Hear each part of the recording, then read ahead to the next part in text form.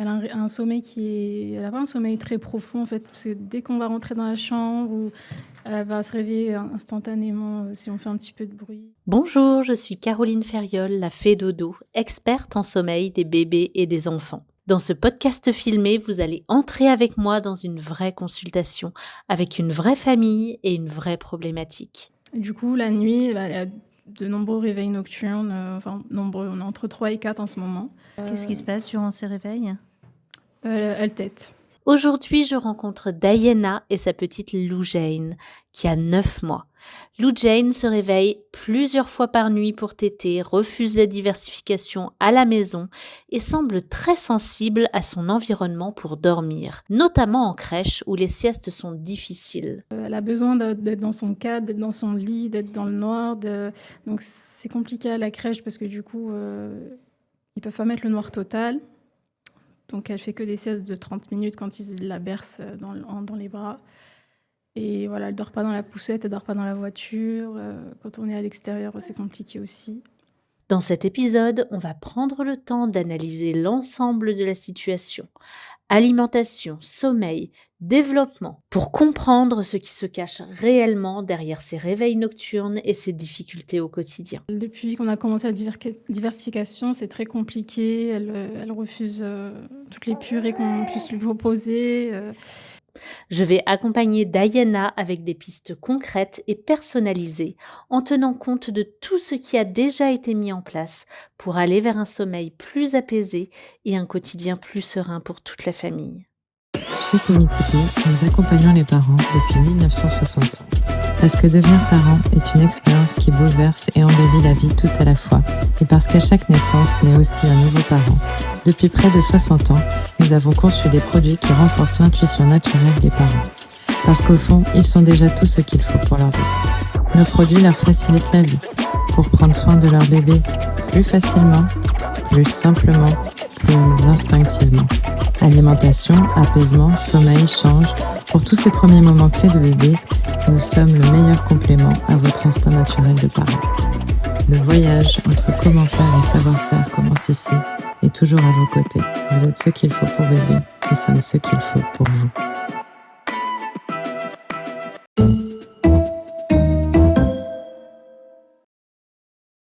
Bonjour Diana. Bonjour. Bonjour Lou Jane. Coucou, tu réagis ? Oui, c'est à toi que je parle. Coucou, c'est bientôt l'heure de la sieste. Peut-être tu iras faire un petit dodo dans les bras de Laure. Quand tu sens que... Oui, bah, t'as envie, je vois que t'as envie.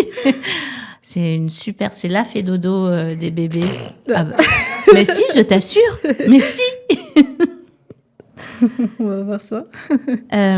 Lou Jane, elle a quel âge ? 9 mois, bientôt 9 mois. 10, le 26. Elle aura 10 mois. Ok, elle est née à terme ? 5 jours du terme. Ok.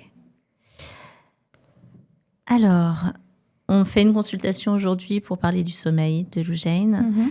Vous allez m'expliquer tout à l'heure ce qu'il se passe pour elle. Là, on est dans le cadre d'une première consultation. Les premières consultations, c'est environ 1 heure, 1 heure et quart. On va faire l'anamnèse de tout ce qui s'est passé. Je vais vous poser pas mal de questions. Et puis... Oui. Ouais, tu commences à t'ennuyer. Oula. On peut peut-être lui donner la petite veilleuse dans les mains.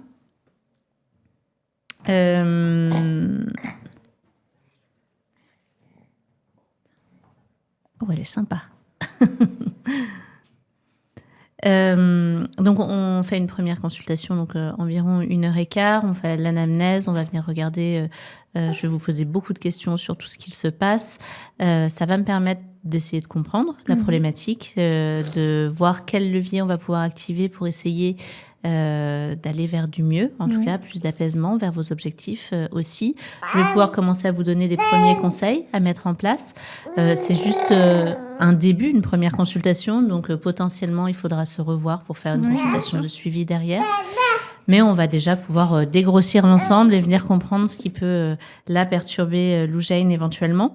On a la chance que cette consultation, elle soit gratuite pour vous. Et donc... est financé par Tommy Tipeee, dont Lou Jane dévore la veilleuse. C'était pas le but normalement, mais t'as le droit. Tu as le droit, oui, à toute épreuve. Donc, Tommy Tipeee, c'est une marque que vous connaissez, qui est très connue. Nous, on travaille avec eux depuis très longtemps, plus de 7 ans, notamment, principalement pour les rideaux occultants. Tommy Tipeee, on en parle très, très souvent aux familles parce que c'est hyper pratique. Et je crois que vous l'avez, le rideau occultant. Vous en servez pour quoi ? Quand je suis en déplacement, surtout parce que nous, à la maison, on a des stores. Depuis que j'ai déménagé, parce qu'avant, on n'avait pas des rideaux dans les chambres. Donc là, pour le moment, on a des stores, mais des fois, il y a quand même un petit peu de lumière qui... Et donc, c'est pratique parce que Lou Jane, il faut qu'elle soit dans le noir total pour pouvoir dormir, sinon c'est compliqué. Ouais. Donc voilà, ou quand je suis en déplacement, je le prends avec moi pour... Et ça s'adapte partout C'est ça, ouais. Franchement, super facilement. Ouais, ça s'adapte très bien. Et puis, après, on peut trouver des petites astuces aussi pour le faire tenir, mais c'est pratique, franchement. Nous, on a beaucoup de retours clients hyper positifs sur le rideau occultant. Et Tommy Tipeee, ils font aussi une veilleuse, là, que Lou Jane dévore et qui est vraiment géniale. Parce que, alors, je ne sais pas si on peut montrer le test, mais en gros, c'est un petit œuf qui se met sur le petit hibou. C'est quoi, un pingouin ? Ah non, c'est un pingouin. Et en fait, elle est éteinte quand elle est sur le petit pingouin. Alors, on peut l'allumer d'ailleurs. Tout peut s'éteindre. Et quand l'enfant va se saisir du petit œuf, quand l'enfant se saisit du petit œuf, il s'allume.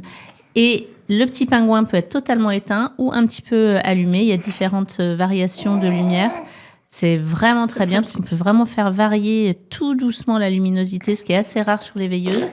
Elle est très abordable. Nous, ça fait vraiment partie de nos veilleuses préférées, pour le coup, qu'on va recommander aux familles. Et on a aussi Tommy Tipeee, ils sont très connus pour leurs biberons, forcément. Et donc là, on a 3 modèles ici qui sont présentés. Leurs biberons sont très connus pour faciliter, en fait, avec leur tétine, le passage de l'allaitement du sein au biberon. Et il y a beaucoup de familles et de bébés pour qui ça peut être très compliqué de passer de la succion au biberon, du sein à la succion au biberon. Et c'est vraiment des biberons qui ont été conçus pour ça. Donc merci Tommy Tipeee, et puis on va pouvoir démarrer ensemble. Est-ce que vous voulez commencer par me dire qu'est-ce qui se passe avec elle, pourquoi est-ce qu'on se voit aujourd'hui? Bien sûr. Alors, Lou Jane, déjà, pour commencer, elle a un problème au niveau de la diversification. Donc, je sais que l'alimentation est plutôt liée au sommeil, donc c'est son problème, je pense, qui fait qu'elle dort pas qu'elle dort pas bien la nuit, surtout. Donc, depuis qu'on a commencé la diversification, c'est très compliqué. Elle refuse toutes les purées qu'on puisse lui proposer. Elle accepte que les compotes, ça passe plutôt bien. Mais vraiment, les purées, c'est difficile. Et voilà, j'ai d'ailleurs vu une diète pédiatrique de Tiffany de Fedodo. J'ai eu une consultation avec elle qui nous a donné quelques astuces par rapport à ça. Est-ce que ça a changé quelque chose? Ça a amélioré les choses? C'était il y a combien de temps? C'était fin décembre, il me semble, début janvier. Pour le moment, il n'y a pas trop. Ça fait 2 mois. Ouais, pour le moment, il n'y a pas trop de différence parce que voilà, les astuces qu'elle m'a données, c'était d'essayer de cuire les aliments différemment pour que ça donne plus de goût, de ne pas les cuire qu'à l'eau, peut-être les faire un peu plus rôtir ou de mettre des épices, tout ça. Ça ne l'a pas plus attiré que ça. Par contre, depuis qu'elle est entrée à la crèche en janvier, là, ils me disent qu'elle mange là-bas à la crèche. Donc, c'est vraiment à la maison où ça pose problème. Donc, c'est vraiment à la maison où ça pose problème. Et du coup, la nuit, elle a de nombreux réveils nocturnes. Nombreux. On est entre 3 et 4 en ce moment. Qu'est-ce qui se passe durant ces réveils? Elle tète. Elle se réveille pour téter. C'est des grosses tétées? Oui. Ouais. Elles ont lieu à quelle heure? Souvent, on lui donne un biberon avant de dormir, donc vers 19h30, et elle va se réveiller vers 21h30, 22h. Donc, premier réveil tété. Ensuite, il y en a un autre vers 1h, 2h du matin. Et un autre vers 4, 5h. Elle se rendort tout de suite? Oui. Ok. Elle ne se rendort pas au sein, mais quand je la remets dans son lit, elle se rendort. Elle se rendort tout de suite. Sauf s'il y a un changement de couche entre-temps, où là, elle va mettre un peu plus de temps à se rendormir. Ok. Ok. Est-ce qu'il y avait autre chose que vous vouliez aborder? Les siestes, en soi, elle s'endort en autonomie, avec sa tétine, mais par contre, voilà, elle a besoin d'être dans son cadre, d'être dans son lit, d'être dans le noir. Donc, c'est compliqué à la crèche parce que du coup, ils peuvent pas mettre le noir total. Donc, elle fait que des siestes de 30 minutes quand ils la bercent dans les bras. Et voilà, elle dort pas dans la poussette, elle dort pas dans la voiture. Quand on est à l'extérieur, c'est compliqué aussi. Elle a un sommeil elle a pas un sommeil très profond en fait, parce que dès qu'on va rentrer dans la chambre, ou elle va se réveiller instantanément si on fait un petit peu de bruit ou voilà. Ça c'est les deux grosses problématiques, on va dire, de Lou-Jane. Vous avez mis en place des stratégies de sommeil autonome depuis quand? Depuis ces 3 mois. Ok. Via le fait de connaître fait dodo ou pas du tout? Non, parce que en fait, c'est à partir du moment où elle a commencé à accepter la tétine, où là, je me suis dit, il faut que je commence à la mettre dans son lit. C'est après que j'ai connu fait dodo. Et ça nous a aidé par rapport plus à l'alimentation. Parce que avant, je lui donnais, par exemple, je lui donnais qu'un seul sein. Ok. Et quand j'ai appris qu'il fallait plutôt donner les deux, que voilà, l'apport calorique en journée était important pour pouvoir éviter trop de réveils nocturnes. Oui. C'est là que j'ai commencé à lui donner les 2 seins dans une prise, quoi. Et ça a amélioré les choses? Oui. Ouais. Oui, parce qu'à ce moment-là, la nuit, elle se réveillait toutes les heure et demie. D'accord. Et après, on a réussi à avoir des réveils toutes les 3 heures. Après que... C'était à quel moment, ça vers ces 4-5 mois. Ok. Ok, super. Est-ce que Lou-Jane, elle a eu un biberon de lait pédiatrique, de lait maternel toute petite? Ah, toute petite, non. En début d'allaitement? À partir de quand elle en a eu? On avait commencé vers ces 5-6 mois. Vers ces 5-6 mois, elle en a eu? Okay. Là, c'était plus vraiment des petites prises de temps en temps quand je devais sortir, je devais m'absenter. Voilà. C'était pas, on n'était pas vraiment sur un allaitement mixte proprement parlé parce que c'était vraiment exceptionnel. L'allaitement mixte, il a commencé en décembre. Elle avait 7 mois, il me semble. Parce que à ce moment-là, j'ai eu une grosse baisse de lactation parce que j'ai attrapé la grippe. J'étais très malade pendant 3 jours. Et j'ai une très forte baisse de lactation. Et du coup, là, on complémentait avec les biberons. Et c'est de là que ça a commencé vraiment l'allaitement mixte. Et avec l'entrée en crèche et tout, c'était plus facile pour nous. Elle dort dans son lit, dans sa chambre? Dans votre chambre? Dans notre chambre pour le moment. Ok. Le but, c'est de la mettre dans la chambre. Elle n'a pas de chambre dans notre appartement, donc elle sera avec son frère. Ok. C'est de les mettre ensemble dans l'objectif. Mais voilà, comme elle a le sommeil très léger, j'ai peur qu'elle soit réveillée à chaque fois que... Oui, ok. Le soir, elle s'endort en autonomie. Ça veut dire vous la posez dans son lit avec sa tétine. Vous sortez de la chambre, elle s'endort. Ok. Noir complet pour la nuit aussi? Oui. Ok. Est-ce qu'elle dort la bouche ouverte? Non, parce qu'elle a sa tétine, donc, mais quand elle est malade comme ça, ça dépend. Oui, parce que je la vois respirer beaucoup bouche ouverte là. Là, parce que là, ouais. Mais avant de dormir, je lui fais toujours un lavage de nez quand elle est enrhumée. Donc après, ça va, mais il faut absolument à chaque fois que je lui relave le nez, parce que sinon, elle ne peut pas prendre sa tétine et du coup, elle n'est pas contente. Oui. Donc avec la tétine, elle arrive à respirer quand même par le nez. Ouais, s'il n'est pas trop encombré. Et dans la nuit, quand elle appert, est-ce que vous voyez si elle dort la bouche ouverte ou fermée? Non, peut-être pas. Hein. Non. C'est difficile à identifier. Après, elle dort sur le ventre, donc parfois, ouais, elle peut avoir la bouche ouverte parce qu'elle est un peu appuyée comme ça. Ok.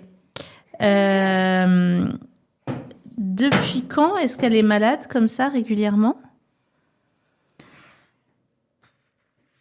Ça a toujours été, j'ai l'impression. Depuis sa naissance, elle est beaucoup malade? Ouais. Oui. Bah, Avant même d'avoir été peut-être gardée? c'est 3 mois, peut-être. Oui, avant d'avoir été gardée. Ça, Elle a c'est sûr. toujours été pas mal malade. Ouais. Ok. Vous consommez beaucoup de produits laitiers, vous, ou pas du tout? Aussi, quand même. Ouais. Si, beaucoup. Ouais. Vous pourriez me dire un petit peu, matin, midi, soir? En général, je bois du lait le matin. Vous buvez du lait le matin? Ouais. Ok. Après, je prends, on va dire, peut-être un yaourt dans la journée et soit du fromage, soit de la crème dans les plats. Ça dépend. Ok. C'est pas systématique, mais ça arrive souvent, quoi. Est-ce qu'elle ronfle? Ça arrive. Elle n'a pas d'eczéma, hein? Non. Non. Dans la famille, personne n'en a? Son frère, vous, le papa? Non, j'ai du psoriasis, mais pas d'eczéma. Mais du psoriasis. Ouais. Depuis toujours, vous en avez? Ouais, ça remonte quand même. Je saurais pas dire quand parce qu'on m'a diagnostiqué il y a pas très longtemps, mais j'ai toujours eu des plaques au niveau des coudes. Je savais pas que c'était du psoriasis jusqu'à ce que je consulte un dermato et qu'elle m'a dit que c'était du psoriasis. Ok.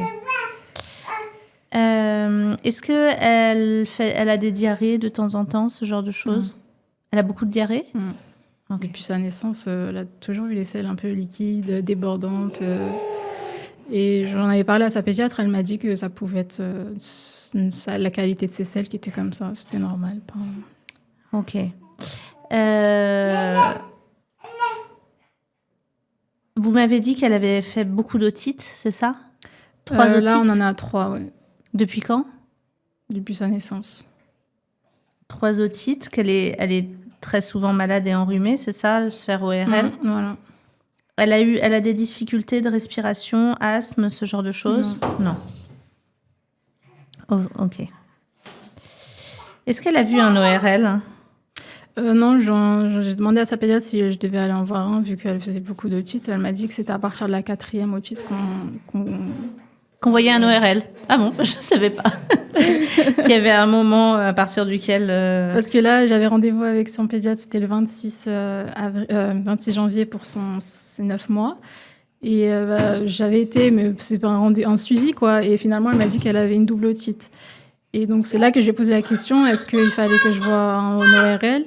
Et elle m'a dit, c'est à partir de 4 otites qu'on commence à envoyer les patients vers des ORL. Ok. Est-ce que la pédiatre a regardé ses amygdales et ses végétations? Par la bouche, là, comme ça. Elle regarde sa gorge à chaque fois. Mais normalement, en fait, pour pouvoir les voir, il faut passer une caméra. Ah non. Non, donc elle n'a pas fait faire, elle n'a pas du tout regardé. Non. Ok.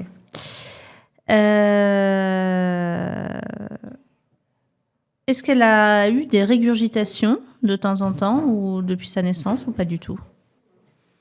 Ça arrive, mais c'est rare, quoi. C'est juste après la tétée un peu de lait, c'est ça? Ou c'est plutôt... Non, les petites régurgitations comme ça, elle n'en a pas beaucoup. Mais par contre, on va dire peut-être elle a fait ça 10 fois depuis sa naissance, où elle vomit, mais vraiment une grosse quantité d'un coup comme ça, surtout la nuit. Donc je la laisse allongée dans le lit. Bon, elle prend bien, elle tète comme d'habitude, et d'un coup, elle va revomir. J'ai l'impression tout ce qu'elle vient de prendre, parce que c'est vraiment une quantité, on est obligé de changer tous les draps. Ok. Mais c'est arrivé peut-être entre 5 et 10 fois depuis qu'elle est née, quoi. Mais elle a que 9 mois, donc ça fait presque tous les mois. Ouais. C'est pas mal. Vous en avez parlé au médecin? Non. Pas du tout. Ok. Elle a... Est-ce que vous avez été anémiée pendant la grossesse? Oui. En fer? Oui. Vous avez été complémentée? Oui. Après, j'avoue, je respectais pas forcément trop le traitement parce que j'étais un peu constipée en fin de grossesse et du coup... Oui, les compléments souvent qu'ils donnent sont difficiles à absorber et donnent des constipations. Alors qu'il en existe qui peuvent être très bien absorbés et qui ne donnent pas de constipation. Mais, c'est aussi une problématique. Ok. Très bien. Moi, j'ai beaucoup d'informations là déjà. Quels sont vos objectifs? C'est quoi l'objectif de cette consultation pour vous? Déjà de réduire les réveils nocturnes. Après, ce qui est l'alimentation, j'aimerais bien qu'elle puisse manger, mais bon, je ne sais pas si c'est vraiment le but de cette consultation. Et voilà, si on peut faire ça, ce serait pas mal. Après, j'aimerais bien, oui, qu'elle puisse dormir un peu à la crèche, tout ça, quand on est à l'extérieur. J'aimerais bien qu'elle puisse dormir dans la poussette, se laisser aller en fait au sommeil, tout simplement. Et ça serait bien aussi. Elle est combien de temps à la crèche? Combien de fois par... 2 fois par semaine. 2 fois par semaine.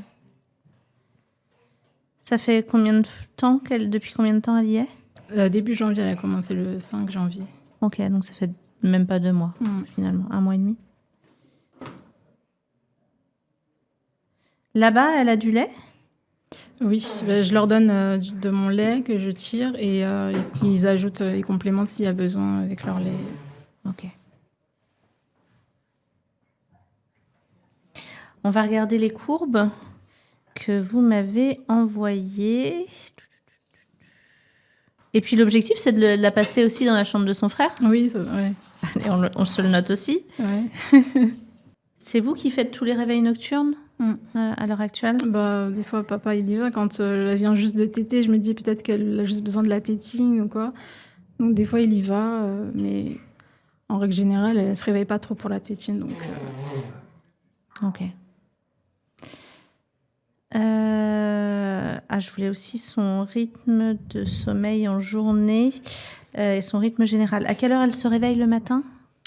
Quand elle ne va pas à la crèche, elle se réveille naturellement vers 8h, 8h30.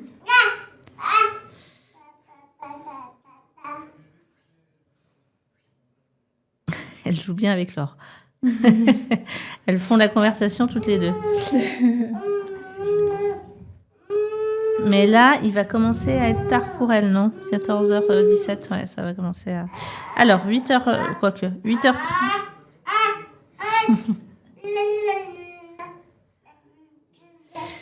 8h30, elle se réveille. La première sieste est à quelle heure? Aux alentours de 10h. La deuxième sieste, elle dure combien de temps, la première sieste, du coup, chez vous? Ce matin, par exemple, elle a dormi 2h30. 2h30. Ouais, elle s'est réveillée à 12h30. Ok. Oui, en général, c'est ça. Quand on est à la maison, voilà, elle dort bien, franchement. 12h30, hop, elle se réveille. Et ensuite, vous la recouchez pour quelle heure, pour la deuxième sieste? Vers 14h, en général. Vers 14h. Ok. 14h, 14h30. Ok. Donc, ça lui fait 2 heures de temps d'éveil? Ouais, à peu près. Elle dort combien de temps pour la deuxième sieste? 1h30, 2h. Ok. Est-ce qu'elle fait encore une troisième sieste? Non, c'est rare. Sauf si vraiment il y a une des siestes qui a été courte pour X ou Y raison. Mais quand elle fait des belles siestes comme ça, elle ne fait pas la troisième. Ok. Et à quelle heure elle est couchée le soir? À quelle heure elle s'endort? À 19h30. 19h30. Donc elle fait des belles nuits, quasiment 13 heures. Et elle a un beau quota de sommeil général. Sauf les 2 jours où elle va à la crèche, où là, elle fait que 30 minutes matin et après-midi. Donc ces jours-là, elle fait une troisième sieste du coup à la maison quand elle rentre à 17h. Ok. Et ça la perturbe pas? Il n'y a pas de changement dans les nuits, dans l'endormissement du soir, dans ces cas-là? En général, il la laisse pas dormir, mon mari, très longtemps. 17h, il va la réveiller vers 18h30. Donc elle va peut-être décaler son réveil, enfin son coucher vers 20h, 20h30. Ok. Et ça fait pas d'insomnie dans la nuit En fait, au début, quand elle a commencé la crèche, les premières nuits, elle dormait très très bien. Quand elle rentrait de la crèche, je sais pas si elle était épuisée. Oui. Du coup, elle se réveillait une fois, elle se me dit, oh là, qu'est-ce qui se passe? Mais là, non, du coup, ça modifie pas, mais ça n'arrange pas non plus. En fait, c'est la même chose que... Oui, mais ça pourrait, dans le temps, par contre, venir perturber et provoquer des insomnies et des réveils plus matinaux, parce que le manque de sommeil appelle le manque de sommeil. Au départ, ça fait que les enfants plongent, après ça stabilise, et après, ça va plutôt dans l'autre sens. Ok, alors, si on regarde les courbes de Lou Jane... Alors, au niveau du périmètre crânien... vos tailles à tous les deux, mais je les ai... vous faites 1m69 et le papa 1m82. Donc, vous êtes plutôt grands, tous les deux. Elle a un grand frère, hein, c'est ça qui a quel âge? 3 ans. Comment il s'appelle? Wail. W-A-I-L. Wail. C'est ça. Et il a 3 ans. Avec lui, ça se passe bien? Oui, ça va, très bien. Ouais. Ok. Alors, elle est née avec un périmètre crânien au 97e percentile. Elle a descendu un petit peu sur les 3 premiers mois jusqu'au 75e percentile. Et puis, elle a fait une belle remontée. Ouais, elle a fait une belle remontée vers 3-4 mois. À nouveau 90e percentile. Et puis là, elle redescend un peu. Elle est entre le 75e et le 90e. Donc, il y a une perte quand même de 2-3 percentiles au niveau du périmètre crânien.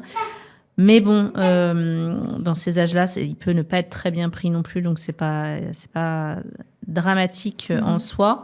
Et puis après, vous m'avez dit qu'il y a eu quelque chose au début avec l'allaitement où il y avait une perte. On va regarder d'ailleurs au niveau du poids... ce qu'il en était.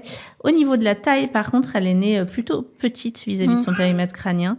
Elle est née au 25e percentile, si je vois bien.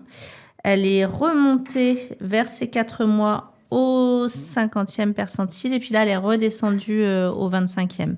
Donc là, on l'attendrait plutôt à une taille plus élevée, mais on va en parler ensemble. Puisque son périmètre crânien nous indique, et puis son potentiel génétique avec vos tailles à tous les deux, nous indique qu'elle aurait beaucoup plus besoin d'être sur le 75e, 90e percentile en termes de taille. Ouais. Au niveau du poids, elle est née au 50e percentile. Elle s'y est maintenue globalement à peu près, jusqu'à ces 3-4 mois. Et puis là, on a une progression qui va vers le 75e percentile. Finalement, depuis que vous donnez les 2 seins, depuis ces 3-4 mois, il y a eu un petit moment de baisse. Ce qui est étonnant quand on vient regarder ça, c'est que le périmètre crânien est un peu baissé sur les premiers mois parce que il y avait peut-être pas vraiment suffisamment de nutrition, ou en tout cas ça montait pas trop. C'est compréhensible, qui reste finalement relativement bas alors que le poids commence à remonter, qu'il n'y ait pas de zone de... Parce que ça fait quand même 6 mois que finalement le poids il va dans le bon sens. Que ça ne remonte pas, c'est un peu étonnant. Et que la taille, elle, remonte pas, voire même chute, alors que vous faites une remontée au niveau du poids. Ça aussi, c'est plutôt questionnant. Mais finalement, vis-à-vis de toutes les questions, et moi j'avais vu les courbes avant, donc j'ai orienté mes questions dans ce sens-là.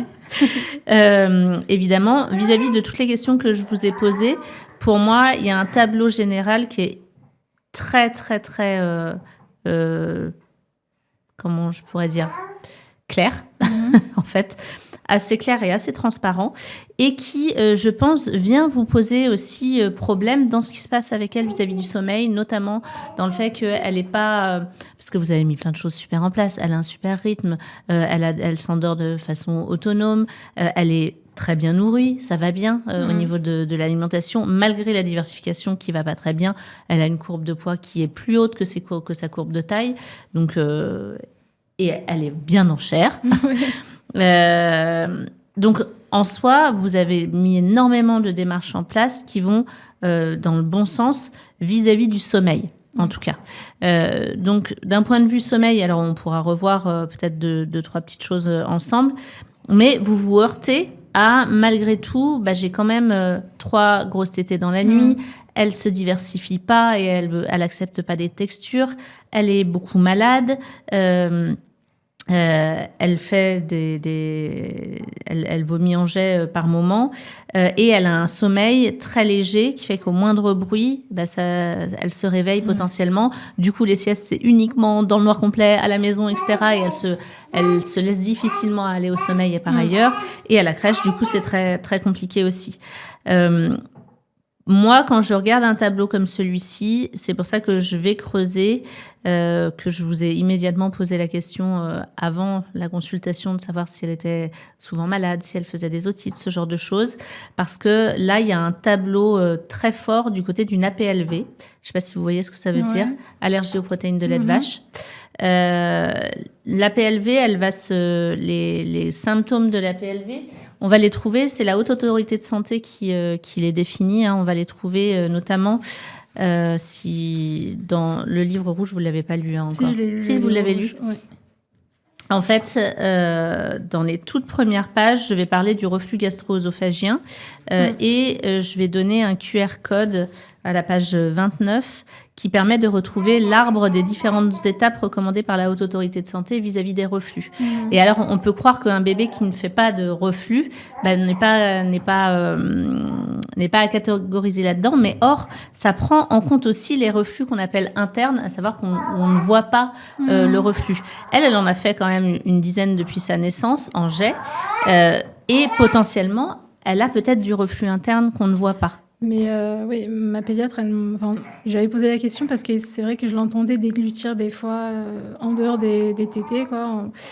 Et j'en avais parlé, c'était au tout début, je crois, elle avait peut-être 2 mois. Elle m'avait dit peut-être qu'elle fait du reflux interne. Après, en lisant le livre, tout ça, je me suis dit peut-être que c'était juste qu'elle avait faim. Peut-être aussi à ce moment-là, on est d'accord. Donc, mais j'ai éliminé je pense qu'il y avait les deux.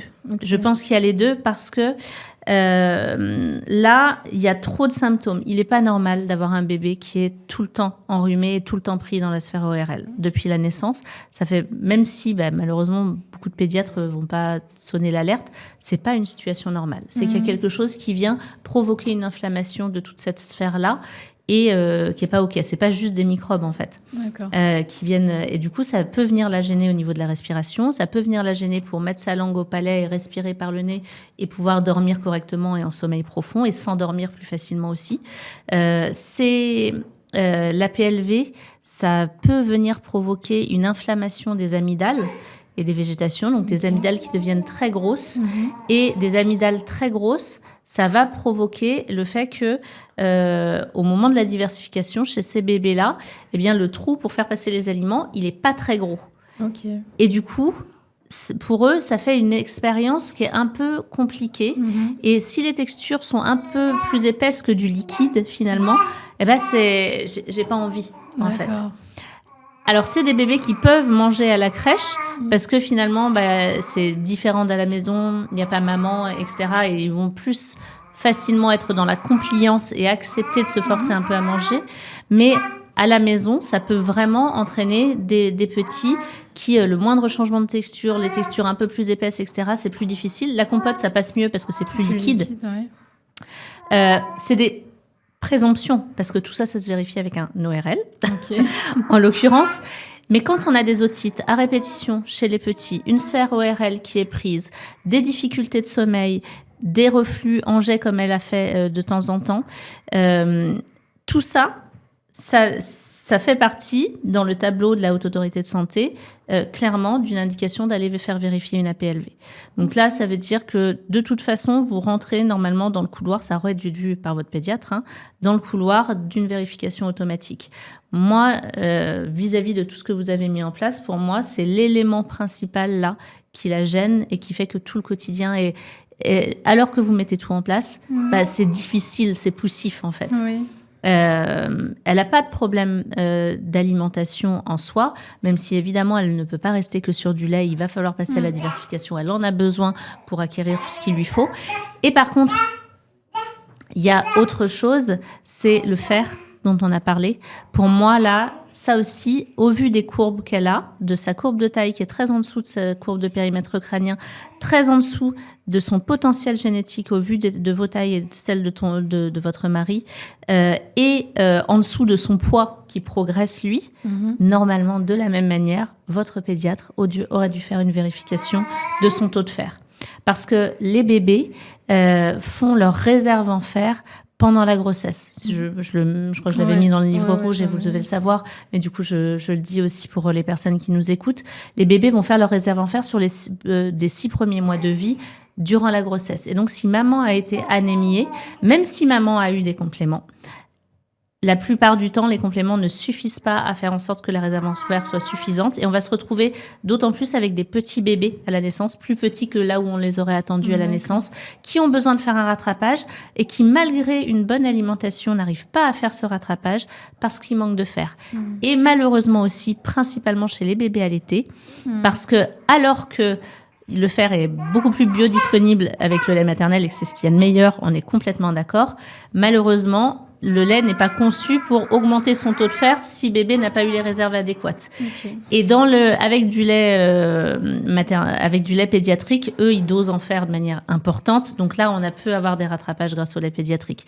Mais comme elle est principalement allaitée, elle a été principalement allaitée les premiers mois, c'est pour ça que la courbe de taille, elle remonte pas. La chance, c'est qu'elle est encore toute petite et que ça se rattrape très très bien avec des compléments en fer. Attention néanmoins, parce que là, ça veut dire qu'il faut que vous voyez, il faut en parler au pédiatre, il faut une prise de sang pour vérifier, mais là, c'est sûr et certain qu'elle a une carence en fer. C'est pas anodin, les carences en fer entre 6 mois et 12 mois, c'est d'autant plus important et c'est top qu'on le voit dès maintenant.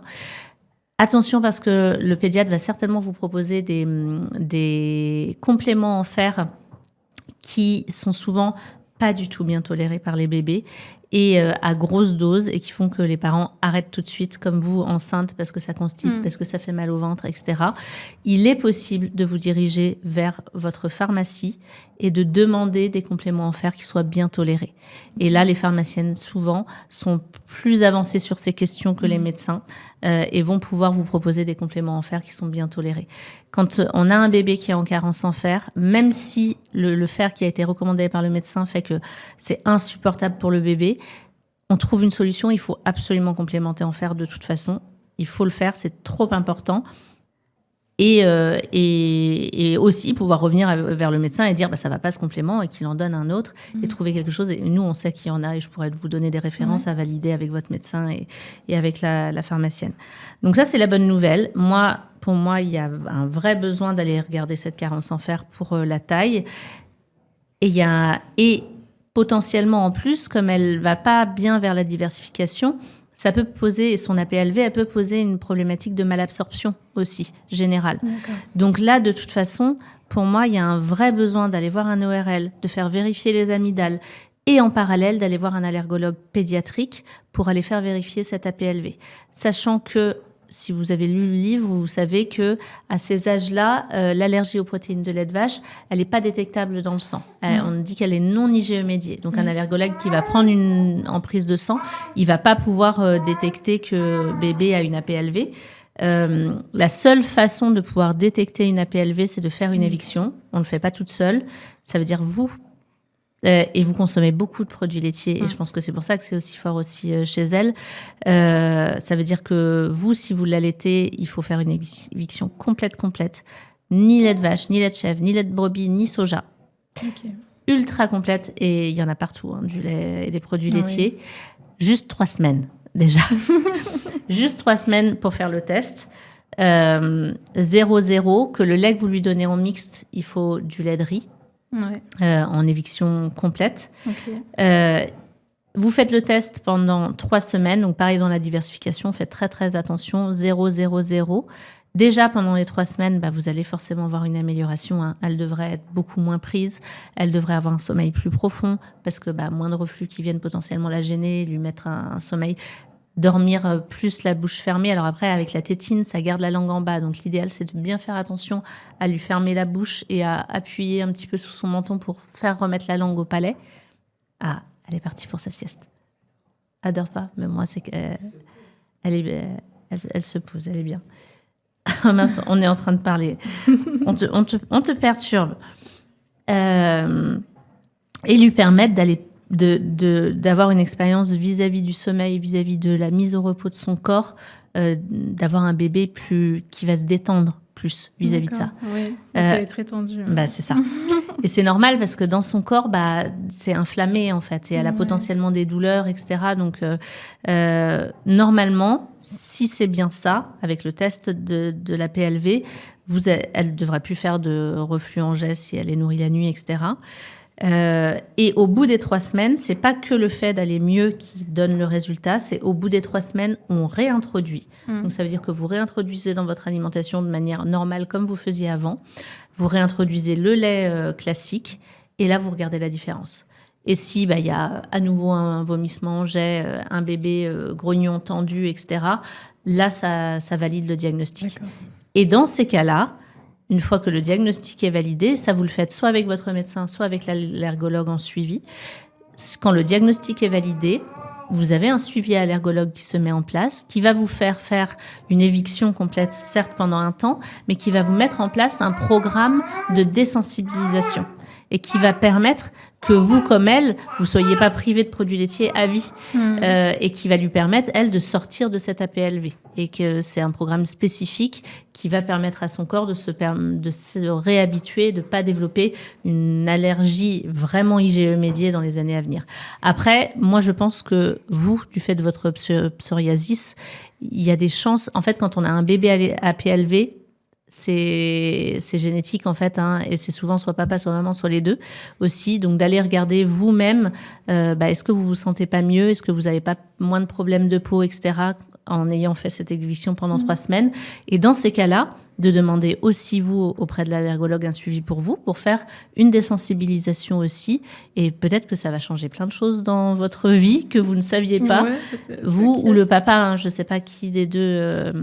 Mais c'est important de dire, quand on a un bébé APLV, c'est bien d'aller regarder de notre côté aussi. Et ça peut tout changer.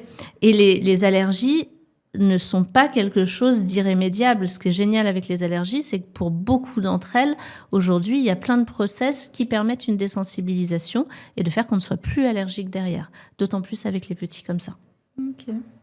Mais du coup, c'est vraiment à prendre en compte parce que si c'est pas pris en compte, là, par contre, vous pouvez vous diriger vers des phénomènes d'otite à répétition pour elles,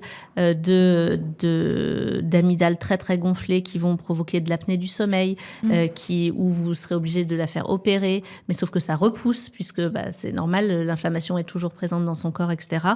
Et ça, moi, je rencontre des enfants qui ont 7, 10 ans, qui se font opérer, suropérer, etc., malades toute leur vie, parce que cette APLV n'a jamais été diagnostiquée. Et c'est trop dommage, en fait. C'est trop dommage. Donc là, pour moi, le plus grand impact, là, c'est vraiment cette APLV. Est-ce que ça vous parle, ce que je vous dis ? Oui. Ouais.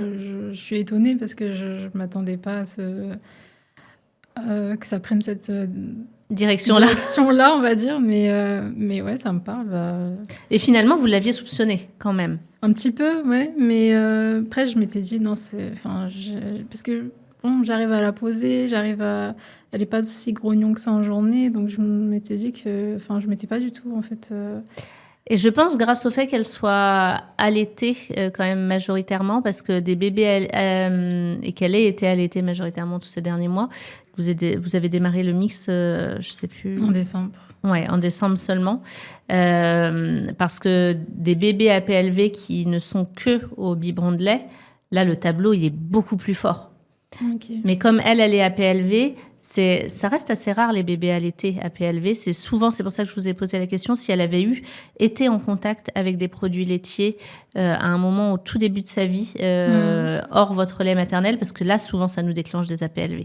C'est assez rare qu'on le voit chez les petits bébés allaités. Mais à la fois, vous avez, vous, une consommation de produits laitiers qui est assez forte. Et du coup, ça peut l'expliquer complètement. Alors, c'est pas ça qui l'explique, hein, c'est le terrain. Elle a un terrain comme ça. Et du coup, je sais plus où je voulais en venir. Et du coup, oui, chez les petits bébés allaités, les symptômes vont être un peu moins visibles et évidents que des symptômes de bébés au biberon, parce que les bébés au biberon, ils vont régurgiter constamment, en fait. Mais elle, juste des symptômes, et je le dis et je le redis, hein, parce que pour plein de familles, ça paraît presque normal qu'un bébé soit tout le temps le nez pris, etc. C'est pas du tout normal. Il y a forcément quelque chose derrière. Le corps traduit une inflammation. Et j'ai encore, moi, accompagné il y a pas longtemps, en consultation, un bébé avec de l'asthme depuis toujours, constamment pris, etc. Et avec une APLV pas vue. Et c'est assez dommage parce que c'est vrai que par contre, il y a beaucoup de médecins, beaucoup de pédiatres qui ne sont pas encore bien formés là-dessus. Mais de notre côté, du côté des experts dans ces domaines-là, dès lors qu'on vient chercher, la Haute Autorité de Santé est très, très au fait de tout ça. C'est juste une problématique de formation des professionnels en France. En Suisse, ils sont très, très bien formés aussi. Donc là, dans son cas, moi, je ne suis pas à même de poser un diagnostic. Hein, je ne suis pas médecin, je le rappelle. Mais là, on est sur un tableau à 200%. Vraiment 200%. Et j'aurais pu vous dire qu'il y a beaucoup d'autres leviers si vous n'aviez pas mis tout ce que vous mettez en place. Mais en fait, ça va bien. Ça va bien. Alors, par contre, j'entends qu'il y a ces 3-4 grosses tétées nocturnes qui, en effet, persistent encore à 9 mois. Je pense que c'est beaucoup en lien avec le fait que là, elle doit prendre des très grosses quantités de lait pour réussir à maintenir son poids. Et elle le maintient bien, moi, de ce que je vois. Mais en effet, ça devrait être compensé par une grosse diversification qui devrait se mettre en place et qui n'est pas mise en place. Donc là, moi, je n'irais pas vers la suppression de ces tétées. On est d'accord qu'elle prend bien les tétées en journée ou pas? Oui. Ouais. Quand je suis à la maison, oui. Oui. Et à la crèche, elle prend des biberons, elle les prend bien? Oui. Ouais. Elle a des biberons de combien? Moi, je donne un sachet de 200. Pour toute la journée? Non, oui, pour toute la journée, mais après, ils complètent, eux, avec leur lait liquide, leur lait infantile, quoi. Et vous savez combien ils donnent par biberon? Combien elle prend par biberon? Non, je sais pas exactement. Ils m'ont pas... Parce que là, est-ce qu'on avait son poids alors, vous avez son poids en tête? Le dernier? Oui. C'était son poids à 9 mois? Ouais. C'était 9 kilos, quelque chose, je crois.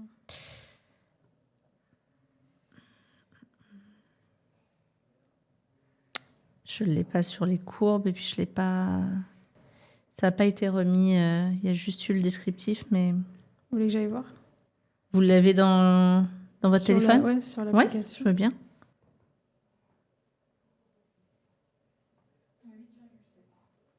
8,7.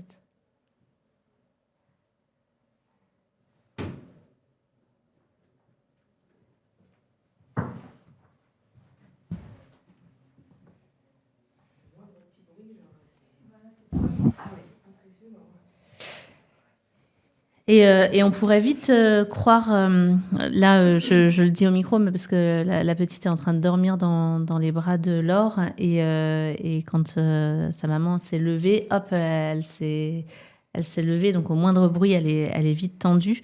On pourrait croire que c'est un bébé insécurisé, ou qu'on pourrait mettre vite des mots autour du fait qu'elle est... Oui, elle va pas bien psychologiquement. Pour moi, c'est pas du tout le cas, en fait. Toute cette tension-là, c'est simplement que dans son corps, il y a vraiment un truc qui va pas. Elle ronfle, hein, là, dans les bras. Là, oui, parce qu'elle est bien prise aussi. Bah oui. Et automatiquement, n'importe qui dormirait comme elle dort, c'est pas facile. Donc, la moindre chose vient la déranger, c'est normal. C'est ça. C'est normal. Mais ça peut s'apaiser, vraiment, en regardant la PLV. Donc, vous avez dit, elle pèse 8 kg, 7. 8 kg 7. Donc, ça fait 1 litre... Non, je raconte des bêtises. 1 litre 100 à minima par 24 heures. Et du coup, elle prend des bibes de combien, vous avez dit, à la crèche ? Ils m'ont pas dit exactement. Au départ, je donnais moi 2 sachets de 150 à peu près. Parce que j'avais vu que quand on était en allaitement mixte, il fallait pas donner de trop gros biberons.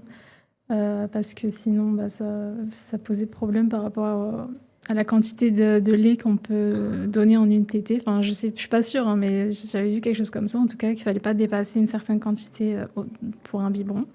Donc, je donnais 2 sachets de 150. Ils m'ont dit que c'était pas suffisant parce que elle réclamait encore après avoir fini son biberon. Donc, c'est là que j'ai commencé à donner 1 sachet de 200 parce que je pouvais pas fournir plus. Et eux, ils complètent avec leur lait, mais je sais pas combien ils donnent dans un biberon. Ce serait intéressant de le savoir, mais en effet, là, à 9 mois et en n'ayant pas énormément de diversification, il lui faut plutôt des gros bibes, hein, des bibes d'au moins 200, 210, 240 facilement. Donc, n'hésitez pas à ce qu'elle puisse prendre beaucoup. Il faut qu'elle puisse prendre au moins une grosse tétée le matin. C'est le cas, non, j'imagine. Oui, une au réveil de la première sieste, une au réveil de la deuxième sieste. Et elle peut prendre même avant les siestes, si vous voulez. C'est le cas. C'est ce que je fais. C'est ce que je fais pour stimuler un petit peu. Parce que quand je suis au travail, je ne peux pas trop tirer. Malheureusement, je tire qu'une fois dans la journée. Ah oui, ouais. Donc il faut que je compense quand je suis avec elle. Donc, je lui donne au réveil et avant le coucher des siestes. OK. Parfois, je complète aussi avec des biberons quand je ressens le besoin. Oui, très bien, vous êtes à son écoute. Mais moi, de toute façon, au niveau de la prise de poids, elle est bonne, la prise de poids. Par contre, si elle vient chercher 3-4 tétées la nuit, grosse tétée, c'est qu'elle vient chercher une grosse quantité de lait nécessaire. Et donc, la seule façon que ce lait-là qu'elle vient chercher la nuit soit pris, c'est en journée. Donc, pas hésiter à peut-être même repasser sur une tétée le matin, une avant les siestes, une au réveil de la sieste. Si elle est au biberon à la crèche, il faut au moins matin, réveil de la première sieste, réveil de la deuxième sieste. Comme si c'était au réveil de la troisième sieste, mais comme elle n'en fait plus. Et 1 au coucher du soir. Idéalement, 5 gros biberons. 5 gros biberons de 200, au moins 210. Si je fais 1 litre 100, depuis le temps que je fais ce type de calculs qui sont toujours les mêmes, en plus je devrais le savoir. Donc là, si on est à 1 litre 100 divisé par 5, on est à 220 millilitres. Okay. Donc il faudrait qu'elle prenne des bibes de 230, du coup. Au moins 5 bibes de 230 sur la journée pour pas avoir besoin la nuit. Ok. Et donc, si c'est pas 5 bibes de 230 et qu'elle est au sein, ça veut dire plus de tétées, mais en petit. Et à la crèche, leur dire que ils n'hésitent pas à donner un maximum. Et en plus de ça, il lui faut de la diversification. En plus de ces millilitres-là. Et ça, c'est ce qui aidera au fait qu'elle... Parce que pour moi, il n'y a pas de problème la nuit. À partir du moment où vous me dites qu'elle se réveille 3-4 fois, mais que sur ces 3-4 fois, c'est pour faire des grosses tétées, c'est juste parce qu'elle ne le prend pas la journée. Et donc là, ça veut dire que la journée, il faut y aller à fond. Et si vous vous mettez à chercher à enlever ces tétées nocturnes, vous allez avoir des réveils intempestifs, ça va être compliqué. Pour moi, ce n'est pas le premier chemin. Si, je dirais, une fois que l'histoire de la PLV, qui est ce gros levier problématique, est réglée, si elle continue, par exemple dans 3 semaines, à pas boire suffisamment éventuellement, que vous avez remis du fer aussi, à pas bien réaugmenter, etc., on pourra faire en rendez-vous de suivi quelque chose où je vous proposerai éventuellement une modalité pour essayer de diminuer la nuit pour que ça réaugmente le jour, éventuellement. Mais d'abord, on actionne le gros levier de la PLV. C'est beaucoup trop présent pour elle.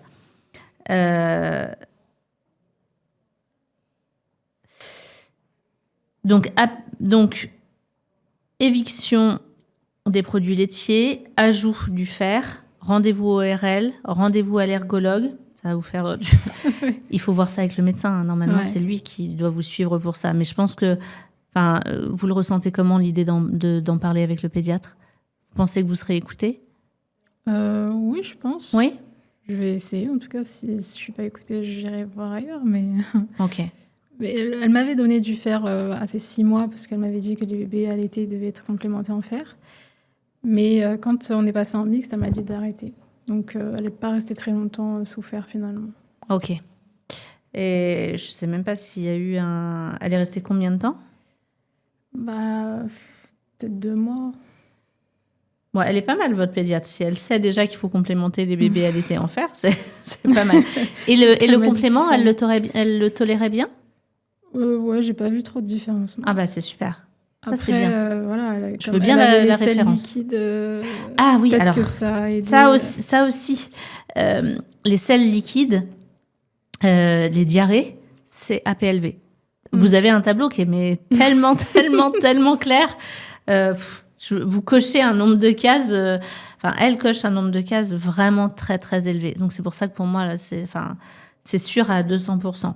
Je pense que j'aurais difficilement un tableau aussi beau que celui-ci, mis à part un bébé qui régurgite constamment, éventuellement. Mais on n'est pas obligé de régurgiter constamment pour avoir une APLV, surtout chez les bébés allaités, en fait. Par contre, si elle passait avec que du lait pédiatrique, il y a des chances que vous la voyiez régurgiter plus souvent. Okay. Et que les symptômes de régurgitation, là, puissent être un peu plus importants. Mais encore que, bon, là, elle est beaucoup plus verticale parce qu'elle grandit. Donc, votre objectif de réduire les réveils nocturnes, pour moi, c'est quelque chose qu'on peut regarder qui va découler de ce que vous allez faire de toute façon en APLV vis-à-vis de aussi son bien-être, à respirer, à dormir plus facilement et plus profondément, etc. Et à remettre plus facilement de l'alimentation diversifiée en espérant que les amygdales ne soient pas trop gonflées parce que peut-être qu'il va falloir faire une intervention. Hein. C'est l'ORL qui va vous dire ça. Mais au moins faire une intervention en ayant conscience de l'APLV permettra que ça ne repousse pas. S'il y a besoin de faire quelque chose et que du coup elle puisse aller beaucoup plus facilement faire l'alimentation de manière générale, parce que pour les bébés qui ont un reflux un peu constant, s'alimenter c'est plus une expérience positive parce que ça fait mal en fait. D'accord. Donc on a vraiment beaucoup de bébés pour qui la diversification c'est problématique avec ce type de problème là. Et donc pour moi ça va permettre que tout ce que vous a dit Tiffany de mettre en place, c'est dommage que Tiffany n'ait pas identifié la PLV, je vais en discuter avec elle, parce que normalement elle est à même de pouvoir le voir aussi avec les symptômes. Ouais. Après peut-être que je n'ai pas parlé des reflux, tout ça, des vomissements G qu'elle avait eu, tout ça. Donc... Non, mais elle aurait dû poser ces questions-là, des questions que je suis allée vous poser. Mais c'est OK, hein, c'est normal, moi aussi je passe à côté de certaines choses. Et c'est en voyant plusieurs professionnels qu'on peut réussir à avoir un tableau. Du coup, là, ce qu'elle vous a proposé de mettre en place, si on l'aide vis-à-vis de la PLV, forcément, ça va... Ça ira mieux, oui. Côté, ça ira mieux. Et donc, ça va permettre de réduire les réveils nocturnes. Donc, immédiatement, les réveils nocturnes, non. Second plan. Voilà. D'ici 3 semaines, par contre, il faut qu'on aille vers du mieux vis-à-vis de ça. Pour moi, avec ce que vous allez mettre en place. Et si ce n'est pas le cas, on se fait un rendez-vous de suivi pour aller actionner des choses, pour bien lui redire, attends, l'alimentation, c'est la journée, c'est pas la nuit, à cet âge-là. Dormir à la crèche, là, pour le coup, pour moi, il faut que vous teniez au courant la crèche de ce qui se passe, de l'éviction mise en place, qu'eux aussi la mettent en place, et pouvoir leur dire que c'était normal que ce soit un peu difficile pour elle de dormir jusqu'à présent à la crèche et dans d'autres environnements, parce qu'elle était un petit peu sur les nerfs du fait de ça, mais que du fait de l'éviction, là, en 1 semaine, avec une éviction, ça peut tout changer dans l'état d'être d'un bébé. Hein. C'est peu de temps, en 1 semaine.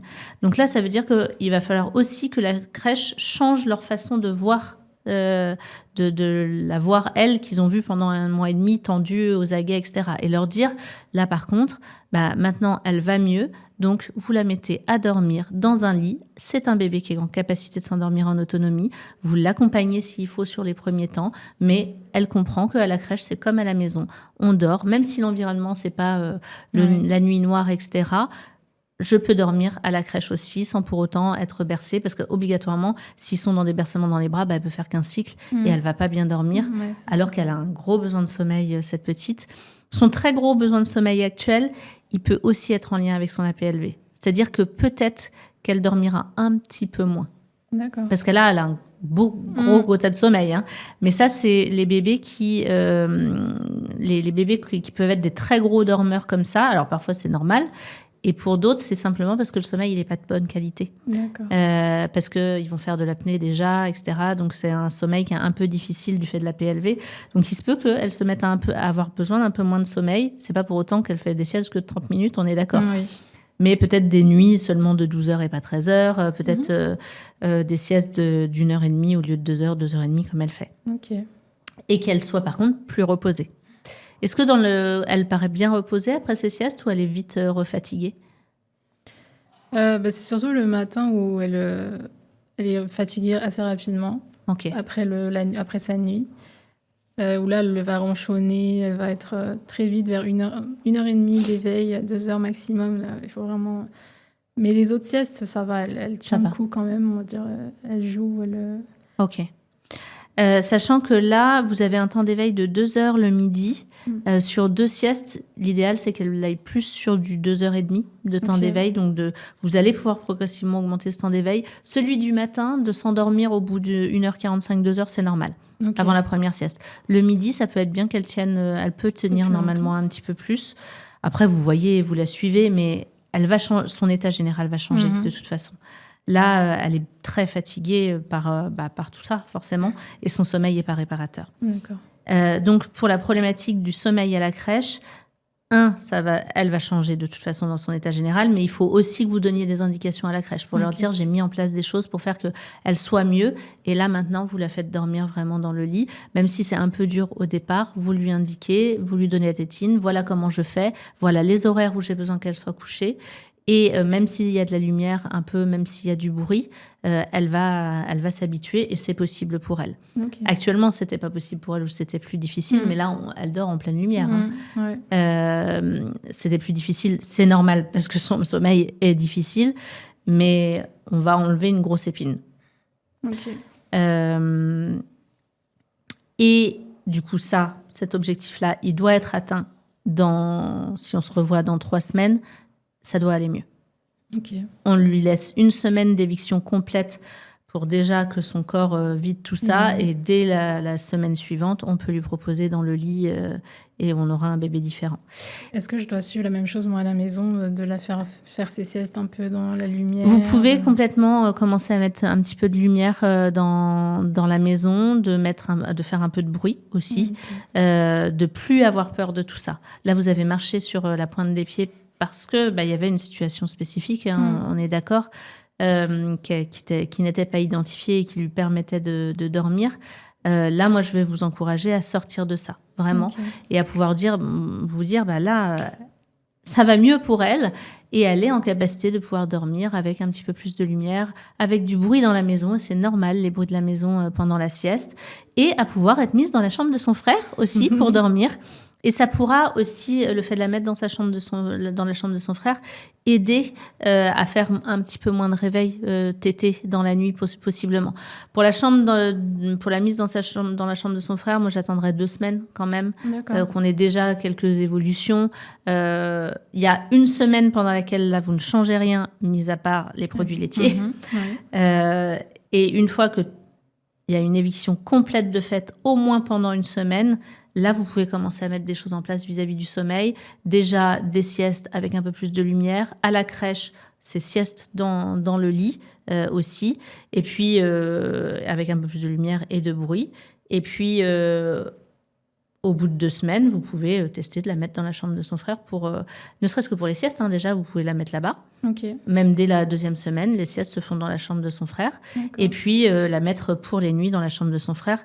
Pour moi, il n'y a pas de raison que ça se passe mal, il ne peut qu'y avoir du mieux, de toute façon. Avec la PLV en moins, avec les produits laitiers en moins en tout cas, et avec la possibilité, souvent les bébés comme ça qui font beaucoup de tétés dans la nuit, quand ils sont mis dans une pièce différente de celle où dort la maman, il y a moins d'appels de réveil. Et puis, en plus de ça, on sera déjà à 2 semaines de changement d'alimentation pour elle, possible aussi. Et puis, l'ajout du fer, même s'il faut du temps, hein, bien sûr, pour rattraper, ça aide aussi énormément. Hein, le fer, ça aide partout. Au sommeil, ça joue partout. Donc, l'anémie en fer, elle est aussi à prendre en compte. Et ça peut aider à plein de niveaux qu'on ne soupçonne même pas. D'accord. Chez les petits. Pour moi, le rythme général qu'elle a, 8h30 réveil, 10h la sieste, 14h30 la deuxième sieste, c'est complètement OK. 19h30 le coucher, pour l'instant, oui. Si vous voyez qu'au fur et à mesure du temps, elle est un peu moins fatiguée, vous la suivez, comme vous le faites actuellement. Et voilà. Comment est-ce que vous avez des questions ? Est-ce qu'il faut que je fasse quand même faire la prise de sang du coup pour le faire ou je C'est lui donne d'emblée Ça, c'est pas moi qui peux vous dire Ouais. ça. De même que tous les conseils que je vous donne là, c'est pas un diagnostic. Oui, bien sûr. Normalement, c'est... Est-ce que je dois la demander à son médecin ou c'est pas nécessaire moi, je sais qu'elle est Oui. carencée. Votre médecin aussi le savait d'ailleurs. En tout cas, elle avait peur qu'il y ait une carence. Mais au vu des courbes, elle l'est. Mhm. Normalement, la médecin est à même de le lire, même sans la prise de sang. Ok. Et de toute façon, agrémenter en fer un bébé, même s'il a du lait pédiatrique, à partir du moment où elle a aussi du lait maternel, et sur la période de 6-12 mois, en ayant, vous, été anémie, etc., etc. Mais ça doit être vu par un médecin. Et sur le bien dosage sûr. aussi. Donc peut-être que votre médecin vous dira, il faut faire cette prise de sang pour savoir exactement combien donner, pour savoir combien elle est carencée là, et quand est-ce qu'on doit arrêter. Il faudra refaire une prise de sang régulière pour savoir à quel moment tout va mieux, en fait, Ok. aussi pour elle. Et ça, oui, c'est plus de son ressort. Et je dois prendre rendez-vous avec ORL allergologue tout dès maintenant ou une fois avoir commencé, avoir fini Dès que- les 3 semaines Là, de- pour moi, dès que possible. Ok. Ouais, dès que possible, parce que d'être suivi pendant que... Normalement, c'est eux qui vont faire l'éviction aussi. C'est votre médecin, normalement, qui vous fait un courrier pour l'allergologue et l'ORL. Vous pouvez aller les voir même sans courrier. Hein, de toute façon, vous serez peut-être moins remboursé. Mais le médecin doit vous faire ces courriers-là. Et d'avoir le suivi et d'avoir aussi qu'on puisse savoir au niveau de ses amygdales comment c'est à l'heure actuelle. Amygdales et végétation, on regarde les deux. Hein. Ok. Ça va vous permettre de voir avec lui qu'est-ce qu'il y a besoin de faire ou pas pour l'évolution pour elle vis-à-vis de sa diversification. Après, je m'y connais pas là, donc je veux pas dire de bêtises. Je sais pas si des amygdales peuvent dégonfler s'il y a moins d'inflammation. Ouais. Ok. Ça, c'est avec eux qu'il faudra Oui, voir pas de ça. souci. Ouais. Ok. Est-ce que tout ce que je vous ai dit, ça vous parle malgré la surprise? Oui, ça me parle. Oui. Comme j'ai dit, je m'y attendais pas, mais on va faire ce qu'il faut pour essayer d'améliorer tout ça et faire en sorte que ça se passe mieux pour elle. Est-ce que le grand était beaucoup malade aussi, avec des otites à répétition, ce genre de choses? Quand même. Oui, Ouais. ça peut être important d'aller regarder aussi pour lui. Ouais, c'est ce que je me dis. Après lui, j'ai pas eu de problème de diversification. Mais il y a pas c'est pas forcément... Chaque enfant réagit de Ouais. manière différente. Moi, je vais voir des enfants qui ont des amygdales comme ça, avec un trou comme ça, mais qui mangent hyper bien et qui se rattrapent sur la nourriture. Par contre, qui font des apnées du sommeil de malade. Oui, par contre, lui, il dort la bouche ouverte, ça c'est sûr. Il ronfle quelquefois, ça aussi. Même en journée, il a la bouche ouverte Ouais. assez souvent. Donc là, pour lui, dans l'impact sur la qualité de son sommeil, ses apprentissages, etc., c'est forcément hyper impactant. Donc il faut mettre un double rendez-vous au ORL pour... Lui aussi, ça serait une allergie aux produits de lait de vache ou juste Possiblement. Ok. La plupart du temps, les amygdales comme ça, c'est des APLV. Ok. Le corps, en fait, c'est vraiment le corps qui va réagir en s'inflammant et ça va faire grossir les amygdales. D'accord. Et ça peut être une allergie aux produits laitiers parce que c'est celle qui est la plus classique chez les tout-petits. On en a vraiment beaucoup et de plus en plus, malheureusement. On ne sait pas encore d'où ça vient. Est-ce que c'est dû aux produits chimiques, environnement, etc. On ne sait pas, mais il y en a vraiment de plus en plus. Et c'est reconnu. Ça ne fait plus partie du charlatanisme, etc. C'est reconnu par la Haute Autorité de Santé. Donc, c'est bien. Mais il y a encore peu de professionnels de bien formés. Et par contre, il peut y avoir des allergies croisées.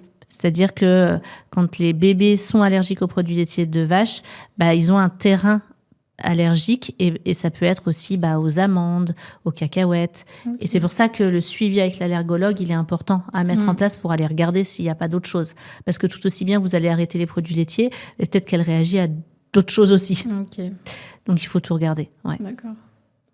Comment vous vous sentez là, à la fin de ce rendez-vous ? J'ai envie de dire, je suis soulagée parce que j'ai des réponses à mes interrogations. Je sais vers où aller. Euh, D'un côté, je suis aussi un peu, pas inquiète, mais ouais, ton allergie potentielle. Mais au moins, je sais vers où aller. Je sais que si je suis suivie, si elle est suivie plutôt, ça pourrait aller mieux, quoi. Oui. Oui. Ce sont des allergies non IgE médiées. Ça veut dire que c'est des réactions du corps qui font pas comme les vraies allergies. Ça donne pas une réaction tout de suite avec un œdème, etc., des très fortes réactions. Ça reste des réactions un petit peu comme les intolérances, donc diarrhée, etc., etc., mais qui peuvent se transformer en vraie allergie derrière si c'est pas pris en compte quand même. Mais aussi qui peuvent disparaître chez certains enfants toutes seules sur les premières années de vie, les 3-4 premières années. Pas tous. Il y en a où ça dure toute la vie, et surtout si vous avez un terrain, voilà. Mais par contre, ça se soigne, ça se désensibilise, et c'est génial. Ça, c'est rassurant. Ouais. Oui, oui, complètement. Il y a vraiment des choses à mettre en place et à faire. Elle dort. Ouais, oui, je l'entends, elle dort bien. Elle dort dans les bras comme ça des fois ? Non. À la crèche seulement. Ah oui, à la crèche, oui. Alors, Laure a un talent.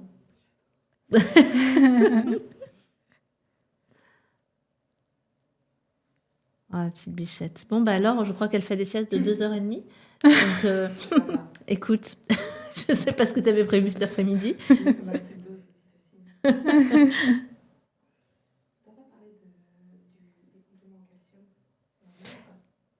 Non, c'est pas normal. Tout à fait. L'idéal, ça va être, pendant que vous faites votre éviction, vous, de produits laitiers, il faut que vous soyez complémenté en calcium par votre médecin. D'accord. Pendant les 3 semaines, là, parce que c'est pas anodin de se priver de produits laitiers, de la même manière que c'est pas anodin de l'en priver aussi. C'est pour ça qu'il faut faire tout ce suivi-là avec l'allergologue, avec l'ORL, avec une diète pédiatrique. Vous pouvez en reparler avec Tiffany, d'ailleurs. Normalement, elle est capable de suivre tout ça aussi. Surtout si la PLV est confirmée. Derrière, ça veut dire du lait de riz, pas des laits végétaux, du lait pédiatrique spécifique, qui sont des laits de riz. Mais ça va être important de pouvoir avoir une démarche soit de complément dans l'alimentation. Enfin, il y a plein de choses à regarder pour qu'il n'y ait pas de carence. Okay. Et dans la vôtre aussi.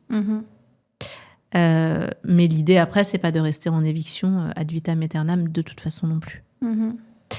Peut-être par contre que pour vous, même en faisant la désensibilisation, il faudra réfléchir à baisser les produits laitiers dans votre alimentation. C'est pas plus mal pour moi. D'un côté, ça va me faire un petit régime. C'est pas plus mal. Ça fait longtemps que je me dis qu'il faut que je diminue mes quantités. Mais... Et comment les remplacer du coup pour vous, en tant qu'adulte, ça peut se remplacer par les laits végétaux. Les laits d'amande, tout ça, les laits de noisettes, ça peut être très bon. Pour les bébés, ça ne se remplace pas du tout par les laits végétaux. Par contre, on ne remplace pas les laits pédiatriques par des laits végétaux. Jamais. Je le dis parce qu'il y a encore des choses comme ça qui sont faites. Et de la même manière que le lait de vache ne remplace pas les laits pédiatriques non plus. Aucun lait ne remplace un lait pédiatrique, sauf le lait maternel, puisque c'est le bon lait pour les bébés. Ok. On se fait un petit rendez-vous de suivi dans 3 semaines pour faire le point. Ouais. Ça vous va ? Très bien. Ok. Super. Merci pour Merci votre temps. On arrête là. Je vous ai demandé comment vous vous sentiez. Oui. Super. Si cet épisode vous a aidé, vous a plu, dans ces cas-là, n'hésitez pas à commenter sous cet épisode pour nous aider et surtout à vous abonner à la chaîne YouTube et au compte Instagram de Fédodo. J'appréhendais beaucoup cet entretien parce que je n'ai pas du tout l'habitude d'être filmée. Et ça s'est très bien passé, elle m'a mis tout de suite à l'aise, elles sont que deux dans la pièce, donc franchement, on n'a pas du tout l'impression d'être observé ou quoi. bien au contraire. Et d'autre part, j'appréhendais aussi parce que voilà, j'avais peur de ce qui allait en ressortir, tout simplement. Et finalement, donc du coup, Caroline a mis le doigt sur un soupçon d'APLV pour ma fille. Donc voilà, on a commencé toutes les démarches dès la sortie de l'entretien. Je suis partie acheter un pot de lait, de riz. J'ai arrêté tout ce qui était produits laitiers pour moi parce que j'allaite en mixte. Et voilà, j'ai pris tous les rendez-vous avec les professionnels que Caroline m'a conseillés. Donc voilà, je tiendrai au courant bien sûr pour la suite des choses et je remercie encore Caroline pour son professionnalisme, pour toutes ses astuces, tous ses conseils. J'attends de voir la suite, mais je pense que ça peut aller que pour le mieux. Donc voilà, bon courage à tous les parents et bonne soirée. Là, on a une semaine du coup et je commence à avoir déjà des résultats. Alors bien sûr, il faut quand même attendre 3 semaines pour l'éviction des protéines de lait de vache. Mais là, déjà, au bout d'une semaine, on commence à constater quelques petites modifications et quelques petits résultats. Dès le lendemain de l'entretien, en fait, j'ai tout de suite communiqué à la crèche de ma fille notre souhait de faire une éviction des protéines de lait de vache. Ils nous ont dit qu'il fallait faire un PAI, donc j'ai contacté sa pédiatre qui m'a orientée, elle, vers une gastropédiatre. Heureusement, j'ai trouvé un rendez-vous très rapidement. Donc on a fait le PAI, donc on a commencé tout de suite quasiment à lui donner du lait de riz. Donc on a commencé les 2 premiers jours en mélangeant les deux, le lait de vache et le lait de riz. Et à partir de dimanche, du coup, on lui donnait exclusivement du lait de riz. Et comme ma fille étant mixte, pour ma part, moi-même, j'ai arrêté tout ce qui était donc protéines de lait de vache. Et voilà, donc on va dire que depuis dimanche, réellement, elle est sevrée entre guillemets, si je peux dire ça comme ça. Et donc pour ma fille qui avait des selles liquides tout le temps, qui était toujours encombrée au niveau de son lait, etc. Là, elle a plus de selles liquides, elle respire très bien, enfin, elle a plus le nez qui coule, franchement, je sais pas quoi dire. J'ai vraiment été très étonnée. Ma fille qui ne mangeait pas du tout aussi au niveau de la diversification, elle était pas du tout intéressée. Là, on arrive quand même à la faire prendre quelques cuillères. On n'est qu'à une semaine, même pas, de l'éviction des produits de lait de vache. Donc, même pas puisqu'on a commencé dimanche, en fait, réellement. Donc, on n'est qu'à quelques jours. Et on voit déjà vraiment pas mal de résultats. Et même la crèche, ils m'ont fait la remarque en me disant qu'ils voyaient des améliorations. Que ce soit au niveau de ses selles, déjà, puisque ils étaient obligés de la changer régulièrement. Et puis, ils avaient beaucoup de selles débordantes. Donc, voilà. Ce qui n'est plus du tout le cas maintenant. Et au niveau des siestes aussi, puisqu'elle faisait des siestes de 30 minutes, et maintenant on est passé sur des siestes d'1 heure à la crèche. Donc c'est très encourageant pour la suite. Et je suis optimiste, et voilà, je remercie Caroline vraiment pour tout ce qu'elle fait. Et je peux que vous recommander de prendre des consultations si vous avez un quelconque problème avec vos enfants, vos bébés. Moi, je m'attendais pas du tout à ce qu'on me dise que ma fille soit allergique aux protéines de lait de vache. Et voilà, je pensais qu'on allait me dire qu'elle avait faim ou qu'elle manquait de calories en journée, et voilà. Mais pas du tout à ça, donc vraiment, n'hésitez pas. Voilà, bonne soirée à tous.